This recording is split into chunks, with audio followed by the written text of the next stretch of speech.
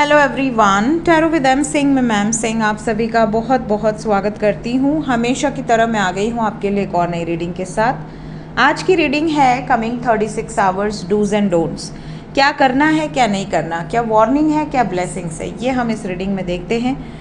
सबसे पहले अपने पर्सन को याद कर लीजिए, उनका नाम ले लीजिए ताकि ज़्यादा से ज़्यादा एनर्जीज आप तक पहुँच सके। कलेक्टिव रीडिंग है गाइस। कलेक्टिव लेवल पे क्या वार्निंग्स हैं वो भी आपको बताई जाएंगी, कलेक्टिव लेवल पे क्या ब्लेसिंग्स हैं वो भी आपको बताई जाएंगी। शुरू करते हैं आज की रीडिंग लेके प्रभु का नाम। हर हर महादेव, जय हो शिव शक्ति, जय हो राधे कृष्णा, जय हो मेरे भाई। प्लीज़ हमें बताएं angels, dos and don'ts. Will take 9 cards.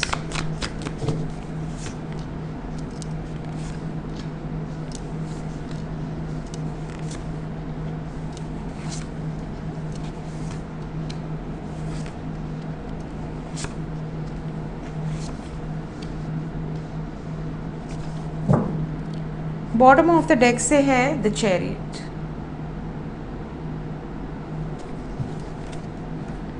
तो पहले वार्निंग्स बताई जाएं या ब्लेसिंग्स? पहले वार्निंग्स बताते हैं। पहली वार्निंग यहाँ पर है, आप में से कुछ लोगों के लिए ये वार्निंग है कि या तो आपके पार्टनर आपसे कोई झूठ बोलेंगे और या तो आपको उनका कोई ऐसा झूठ आपके सामने आएगा, कोई ऐसा सच आपके सामने आएगा जो उन्होंने छुपा रखा था। कुछ ऐसा हो सकता है जो आपको पता चले और आपको ऐसा लगे कि यार ये बात मुझे पहले क्यों नहीं पता चली या इन्होंने पहले क्यों नहीं बताई। तो डिसेप्शन की एनर्जी है। कोई झूठ, कोई अगर मास्क लगा हुआ था वो उतर जाए, कोई रियलिटी सामने आ जाए, आपके पार्टनर का कोई गहरा सच जो इन्होंने आपको नहीं बताया था, बताना चाहिए था बट नहीं बताया था।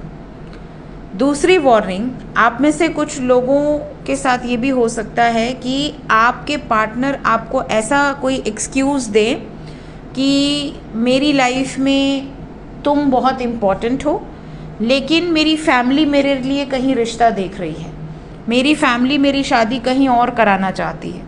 और इस बात को सुन के आपको टेंशन हो जाए, ठीक है, कि यार ये क्या सीन है। मतलब तुम अगर प्यार मुझसे करते हो या करती हो तो तुम शादी किसी और से कैसे कर सकते हो या सोच भी कैसे सकते हो।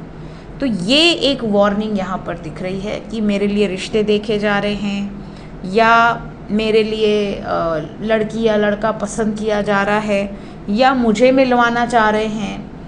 इस तरह की बातचीत हो सकती है जिससे आपको स्ट्रेस हो जाए या फिर आपने इनको बताई है और इनको स्ट्रेस हो गया है, ऐसी भी सिचुएशन हो सकती है।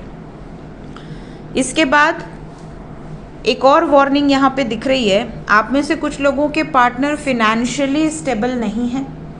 क्योंकि ये फिनेंशियली स्टेबल नहीं है, ये आपको कमिटमेंट नहीं दे पा रहे हैं, स्पेशली अगर ये मेल हैं और ये फिनेंशियली स्टेबल नहीं है और आप फीमेल हैं और आपको ऐसा लग रहा है कि मेरा पार्टनर मुझे कमिटमेंट नहीं दे रहा, मेरी फैमिली कहीं मेरा रिश्ता कहीं और ना कर दे।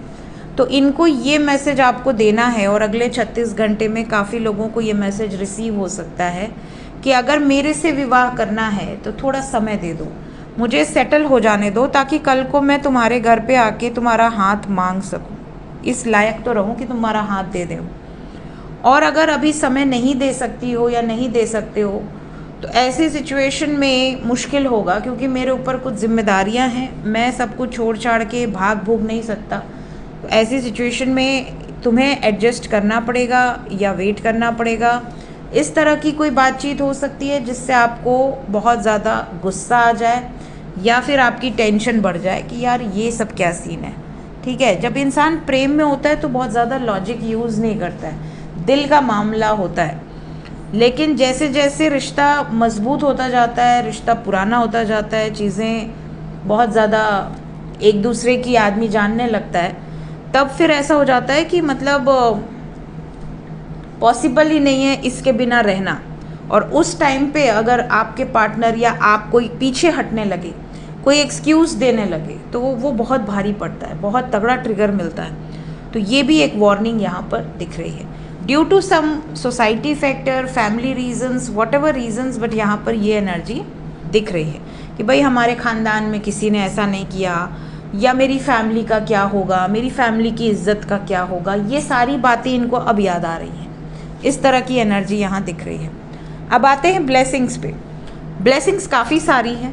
पहली ब्लेसिंग तो ये है कि अगर आप मैरिड कपल हैं और सेपरेशन में हैं, यूनियन नज़र आ रहा है। We have first card that is 10 of cups with 4 of wands. तो अगर आप शादीशुदा हैं, यूनियन नज़र आ रहा है। शादीशुदा नहीं है, शादी करना चाहते हैं, फैमिली में बातचीत हो और फैमिली मान जाए। कई ऐसे लकी वंस हैं जिनका परिवार मान जाएगा, चीज़ें बड़े अच्छे से सॉर्ट आउट हो जाएंगी और आपको ऐसा लगेगा कि यार मैंने तो सोचा ही नहीं था कि इतनी पॉजिटिव रिस्पॉन्स मिलेगी फैमिली की तरफ से।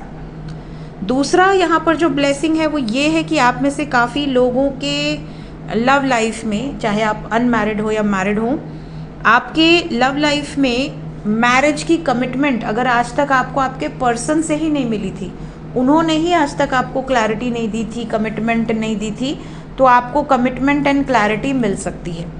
तीसरी गुड न्यूज़ क्या है? Career wise. करियर वाइज यहाँ बहुत सारे लोगों के लिए ऐसी एनर्जी है जैसे आपके पार्टनर अगर ऑलरेडी वर्किंग है तो उनको कोई अप्रिशिएशन मिले, उनको कोई प्रमोशन मिले, उनको कोई बड़ा कॉन्ट्रैक्ट मिल जाए, कहीं से धन का आगमन हो जाए, वो खुशी खुशी आपसे ये चीज़ें शेयर करें या फिर आप खुशी खुशी उनसे ये चीज़ें शेयर करें और ये एक मतलब पार्टी हो, सेलिब्रेशन हो, एक दूसरे के साथ ये हो कि भाई अब हम सेटल्ड हैं, अब हमारी बात लोग भी सुनेंगे। देखिए जब पैसा होता है ना तो सब मान जाते हैं। अगर कोई दूसरे कास्ट का भी है, दूसरे कल्चर को बिलोंग करता है, दूसरे ट्रेडिशंस को बिलोंग करता है, कोई नॉर्थ इंडियन है, कोई साउथ इंडियन है, या कोई ईस्ट का है, कोई वेस्ट का है, वो तभी तक मैटर करता है जब तक पैसे की कमी है।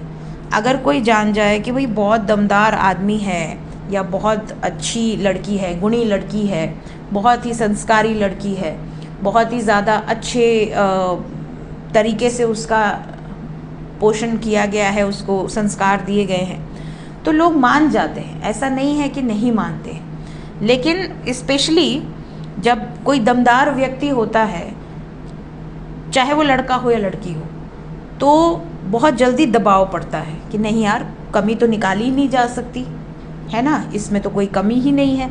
कमी तब निकाली जाती है जब पैसे से इंसान थोड़ा कमज़ोर होता है, तब 50 कमियां निकल जाती हैं, दबाव डाले जाते हैं, प्रेशर डाले जाते हैं। तो काफ़ी लोगों के पार्टनर इसलिए भी हैप्पी हैं क्योंकि they are well establish now. वो इतने इंडिपेंडेंट हैं कि उनको कोई मना नहीं कर सकता कि भाई तुम इससे शादी मत करो। पेरेंट्स खुशी खुशी मान जाएं या रिश्तेदारों के मुंह पे बोला जा सके कि भाई देखो इतना बढ़िया रिश्ता आया था तो हमने करा दिया, बच्चे प्यार करते थे आजकल तो इट्स नॉर्मल। तो ये चीज़ भी यहाँ पर एक खुशी की नज़र आ रही है कि मतलब सोसाइटी के आगे भी उनको कोई दिक्कत नहीं है, because they are well established. इसके अलावा बहुत सारे लोग को ये भी गुड न्यूज़ है कि आपके पार्टनर के साथ अगले 36 घंटे के अंदर कांटेक्ट हो सकता है। मैसेजेस या कॉल्स एक्सपेक्टेड हैं, या तो आपको आपके पर्सन की तरफ से कॉल रिसीव हो जाए या वो डायरेक्टली आपसे मिलने आ जाएं, ये पॉसिबिलिटी दिख रही है। रोमांटिक कन्वर्सेशंस बहुत सारे लोगों की दिख रही है। इसके अलावा आपके साथ कोई पार्टी हो जाए, आपके साथ कोई गेट टुगेदर हो जाए, आपको इनवाइट किया जाए कि आओ यहाँ पे मिलते हैं, बात करते हैं, लंच करते हैं या डिनर करते हैं या कहीं घूमने चलते हैं, इस तरह की एनर्जी दिख रही है। मे बी किसी मंदिर में या किसी अच्छे प्लेस पर आपके साथ आपके पार्टनर जाना चाहती हैं या जाना चाहते हैं। सो ये ओवरऑल एनर्जी दिख रही है, बिकॉज ओवरऑल एनर्जी में मूवमेंट है, चैरियट की एनर्जी है, लॉन्ग ड्राइव पे चले गए आपके साथ। तो डूज एंड डोंट्स में जो वार्निंग मैंने दी है और जो ब्लेसिंग्स दी है, ब्लेसिंग्स तो चलिए ठीक है, भगवान करे सबसे ब्लेसिंग्स रेजोनेट करे, बट अगर किसी से 36 घंटे के अंदर वार्निंग रेजोनेट करती है तो आपको घबराना नहीं है, पैनिक नहीं होना है, गुस्सा नहीं करना है, काम रहना है, विश्वास करना है। विश्वास बहुत बड़ी चीज़ होती है। अगर आपको आपके पार्टनर पे भरोसा है तो वो भी एक बार डरते हैं उस भरोसे को तोड़ने के लिए। तो भरोसा इतना मजबूत होना चाहिए कि सामने वाला डरे कि भाई मैं इसका भरोसा तो नहीं तोड़ सकता या नहीं तोड़ सकती। सो ये थी गाइज इस वक्त की एनर्जी रीडिंग। मिलते हैं नेक्स्ट रीडिंग में। Till then take care, bye bye.